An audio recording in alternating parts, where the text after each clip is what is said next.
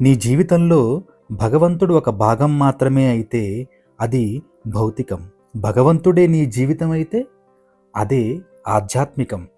ఈ ప్రాపంచిక జీవితంలో చిన్న పిల్లవాడు దగ్గర నుంచి ముసలివారి వరకు ప్రతి ఒక్కరికి ఏదో ఒక బాధ్యత ఉంటుంది. ఆధ్యాత్మికం అంటే ఆ భౌతికాన్ని విడిచి ఎక్కడికో వెళ్ళటం కాదు.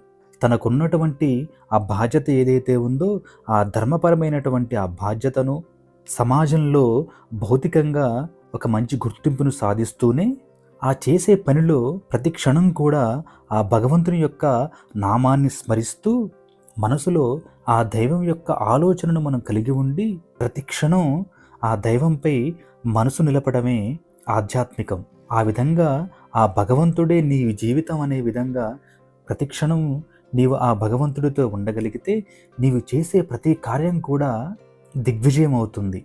నీవు చేసే ప్రతి పని కూడా నీ ప్రమేయం లేకుండానే అది నీ మంచికి దారి తీసే విధంగా ఆ పని జరుగుతూ ఉంటుంది. అదంతా కూడా ఆ దైవం యొక్క రక్షణలో ఆ దైవం యొక్క ఆశీస్సులతో ఆ పని జరుగుతూ ఉంటుంది. కావున జీవితంలో ఒక భాగంగా ఎప్పుడూ భగవంతుణ్ణి చూడకూడదు. నీ జీవితమే ఆ భగవంతునితో మమేకమవ్వాలి. నీ కుటుంబంలో ఒక పెద్ద దిక్కుగా నీవు చేసుకోగలగాలి. కొన్ని సందర్భాలలో జరిగినటువంటి సంఘటన అది హాని అని అనిపించినప్పటికీ కూడా భవిష్యత్తులో అది నీకు ఎంతో మంచి చేస్తుంది.